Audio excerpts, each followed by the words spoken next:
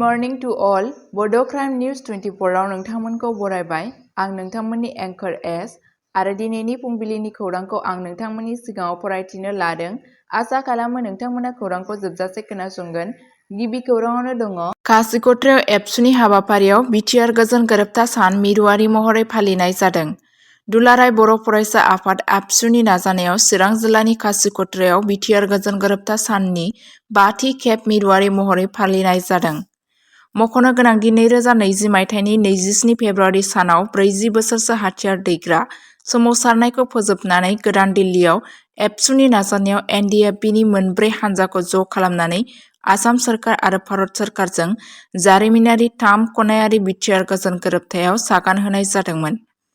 बिटिआरनि गोजोन गोरोबथा सानखौ चिरां जिल्लानि सिडली खवर्ang गोजौसिन गेजेर फरायसालि फोथाराव सानसेनि हाबाफारिजों फालिनाय जादों। फुंबिलियाव फिरफिला बिरहोयो एबसुनि आफादगिरि दिपेन बर'आ बड'फा उपेन्द्रनाथ ब्रह्मनि मुसुखाखौ जोंखांहोयो आरो बिबारजों बावजेनो CSBनि आफादगिरि दीपक बसुमतारिया आरो मुंख्लंखौ बावजेनो साहित्य एकाडेमि बान्था मोनगिरि गोजोननि नेरसोन महरै गुफुर दाव आरो बेलुनफोरखौ उदां अख्राङाव बिरहोयो। एबसुनि आफादगिरि Dipen Boro', MP Jayanta Basumatary, MP Rongora Narzary, cabinet मन्त्रि उरखाव गोरा ब्रह्म, BTCनि मासिगिरि खाथिराम बर', BTCनि लेङाइ गाहाय मावफुंगिरि सोद्रोमा आरो MLA गबिन्द बसुमतारि, बर' साहित्य सभानि आफादगिरिया बिटिआर गोजोन गोरोबथानि 5थि बोसोरारि फालिथायजों लोब्बा लाखिनानै केबिनेट मन्त्रि उरखाव गोरा ब्रह्म आरो नुजाथिनाय आलासिफोरा 10 किल'ग्राम गिलिरनि मोनसे जर'खा केक हायो। बेनि उनाव MP जयन्त बसुमतारिया हारिमुआरि हानजा सुरनायखौ फ्लेग अफ खालामो। बिनि उनाव BTCनि गाहाय मावफुंगिरि प्रमद बर'नि नुजाथिनायाव एबसुनि आफादगिरि दिपेन बर'नि मासि सामलायनायाव मोनसे गेवलां मेल खुंनाय जायो। बिटिआर गोजोन गोरोबथानि 5थि बोसोरारि जथुम्मायाव गोरोबथायाव सागान होग्रा दानेथै हाबनानै थानाय NDFBनि दैदेनगिरिफोरनि अनगायैबो गुबुन गुबुन बर' माहारियारि दोलो आफादगिरिफोरनि दैदेनगिरिफोरा नुजाथियो। दिनैनि जारिमिनारि बिटिआर गोजोन गोरोबथा सान फालिनायनि गुबै थांखिनि सोमोन्दै खौरां बिजोंनि सिगाङाव एबसुनि आफादगिरि दिपेन बर'आ बुङोदि बड'लेण्ड ओनसोलाव गोलाव 4 जिथाइनिफ्राय सोलिबोनाय सुबुंखान्थि सोमावसारनायाव रोजासेसो हौवा हिन्जावफोरा मुंख्लं जादोंमोन आरो बै हाथियार दैग्रा सोमावसारनायजों लोगोसे समान समान सानदोंमोन। बे गोलाव सम हाथियार दैग्रा सोमावसारनाया समाजाव मोनसे हिंसायारि आबहावा सोमजिहोदोंमोन आरो आबहावाया बड'लेण्ड ओनसोलाव थानाय गुबुन गुबुन हारि माहारिनि सुबुंफोरखौ गोहोम खोख्लैदोंमोन।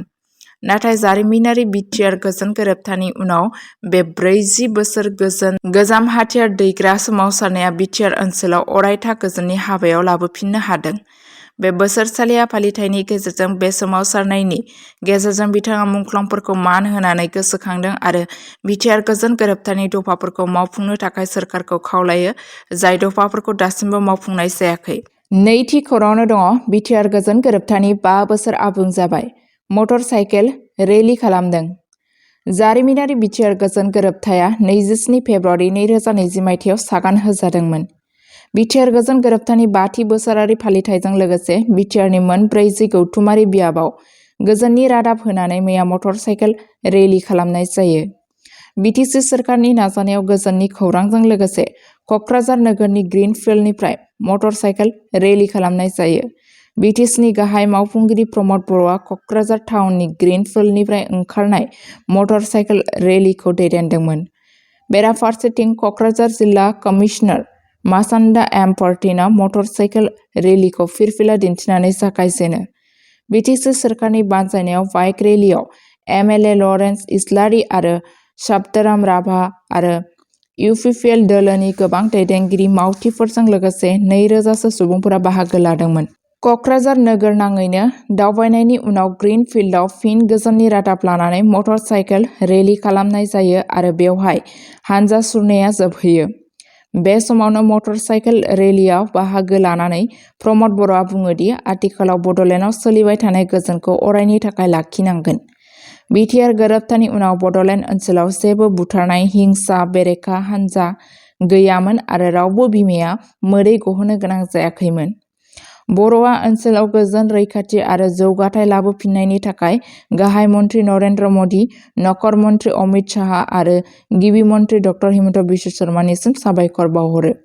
बेराफारसेथिं गोजोन गोरोबथा सानजों लोब्बा लाखिनानै मैया मोनाबिलियाव क'क्राझारनि बड'फा हारिमुआरि मावथांखिनि अडिट'रियाम बड'लेण्ड एसिबार बान्थाखौ गथायनाय जायो।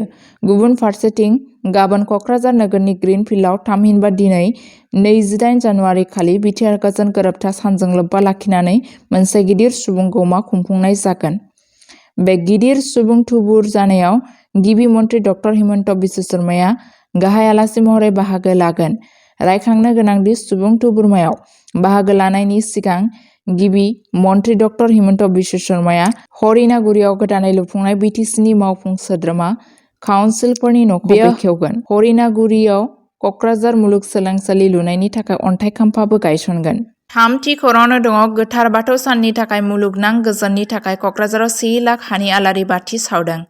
मुलुगनां गोजोननि थाखाय मोनसे मख'जाथाव हाबाफारियाव क'क्राझारनि बागानसालियाव 1 लाख हानि बाथिफोर सावनाय जादों। बे हाबाफारिखौ गोथार बाथौ साननि थियारिनि बाहागो महरै खुंनाय जादों, जायखौ दिनै 28 जानुवारि मंगलबार असमिया दाननि माग दाननि नैथि मंगलबारखौ फालिनाय जागोन। समबारनि मोनाबिलियाव क'क्राझार सोहोरनि बाथौ थानसालि आरो गुबुन जायगाफोराव गिदिर सोरां फोरबो खुंनाय जादोंमोन।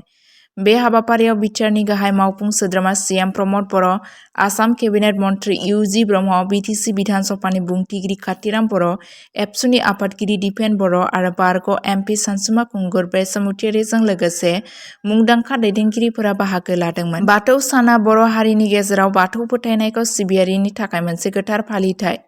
बे सानखौ गौतम बाथौ सान एबा सिक्रेट बाथौ सान मुङैबो मिथिनाय जायो। दोरोङारि महरै मागनि नैथि मंगलबार बर' हारिनि गोसो गुदुं आरो सिबिनायजों फालिनाय जायो। फालिथायनि गोनांथिखौ दाजाबदेरनानै आसामनि गिबि मन्थ्रि डक्टर हिमन्त बिश्व शर्माया 28 जानुवारि खालि बाहागो लाफागोन। ब्रैथि खौराङावनो दङ बिटिआरनि थाखाय सावस्रि जोथोन 4 मबाइल थेरापि भेन बेखेवना होबाय। जारिमिनारि बिटिआर गोजोन गोरोबथा 2020 नि 5थि बोसोरारि फालिथाय सानाव बिटिआर सोरखारा ओनसोलाव सावस्रि सिबिथायखौ जौगाहोनो थाखाय मोनसे मख'जाथाव राहा लादों। क'क्राझार, चिरां, अदालगुरि आरो बाक्सा जिल्लानि सुबुंफोरनो 4 मबाइल थेरापि भेन (एमटिभि) बानायनाय जादों। बे भेनफोरखौ बिटिआर सोरखारा दि हंस फाउन्डेशननि हेफाजाबाव सिनायथि होदों। जौगा सुबिदाफोरजों सुजुनाय एमटिभिफोरा देहायारि आरो जौगालु थेरापि, देहायारि आरो गोसोआरि सावस्रि जोथोन, स्पिच थेरापि, जर'खा सोलोंथाइ, बिजिरनाय आरो बिजिरनाय, सुबुं समाजनि हेफाजाबाव हानजाफोर आरो बोसोन होनाय आरो लामा दिन्थिनाय सिबिथाइफोरजों लोगोसे गोबां गोनांथार सावस्रि सिबिथाइ होगोन। बे हाबाफारिनि थांखिया सावस्रि सिबिथायखौ मोजाङै सुबुंफोरनि दरखंसिम लाबोनाय, 4 जिल्लायाव रोजा रोजा नखरफोरनि थाखाय फाहामथाय आरो हेफाजाबखौ साबसिन मोनहोनायखौ रोखा खालामनाय। बे आगाना गोबां सुबुंफोर, गुबैयै गोजान जायगाफोराव थानाय सुबुंफोरखौ गावसोरनि गासै गाहामखौ साबसिन खालामनायाव मुलाम्फा होगोन होनना मिजिंथिनाय जादों। 5थि खौराङावनो दङ त्रिपुरा गामियाव नखरारि हिंसानि सोमोनांथाव जाथाय नुनो मोन्दों। त्रिपुरानि राजनगर गामियाव नखरारि हिंसानि मोनसे जिंगासिनो गोनां जाथाय सोराङाव फैदों, जेराव सासे सुबुङा गावनि फंबायनि बिसिखौ देहायारि गाग्लोबदोंमोन। सन्ध्या नाथ, 35 बोसोर बैसोनिया गावनि बिमादै रानीबाला नाथ, 65 बोसोर बैसोजों दुंहाव बाथ्रा दान्थेलायनाय जादोंमोन जेब्ला बे जाथाया जादोंमोन। नुगिरिफोरनि बादियैब्ला सन्ध्या आरो बिनि बिमादैनि गेजेराव नांज्लायनाया बांदोंमोन, जायनि जाहोनाव रानीबालानि देरसिन फिसाज्ला 46 बोसोर बैसोनि बीरबल्लभ नाथआ गेजेराव हाबनो गोनां जादोंमोन। बबेखानि थासारिखौ सुग्लायहोनायनि अनगायै बीरबल्लभआ सन्ध्याखौ गंसे लावथिजों बुयो, जायजों बियो जोखोम जायो आरो थै गयो। नसुंसेनि मानसिफोरा जाथाय जानाय जायगायाव सौहैदोंमोन, बीरबल्लभखौ सिरि खालामदोंमोन आरो थाबैनो सन्ध्याखौ फाहामथायनि थाखाय खाथिनि गुदि सावस्रि क्लिनिकआव लांदोंमोन। जाथायनि गोब्राबथिनि गेजेरावबो जेबो पुलिस गसर थिसननाय जायाखै मानोना गाग्लोबजाग्रा आरो बिथांजोनि फिसायआ बे आयदाखौ सिगांथिं आवगायहोआखैमोन। बे जाथाया नखरारि हिंसा आरो खहा जानांनायनि थाखाय हेफाजाब होग्रा खान्थिनि गोनांथिनि सायाव जिंगा सिखांदों। बड' क्राइम निउज 24 खौ नायनायनि थाखाय साबायखर। सानफ्रोमबो बड'लेण्ड आरो बिनि बायजोनि खौरां आरो आपडेटनि थाखाय बड' क्राइम निउज 24 चेनेलखौ अननानै नोंथांमोना साबस्क्राइब खालामनानै ला आरो लोगोफोरनोबो शेयार खालामनानै हो। गोजोन्थों।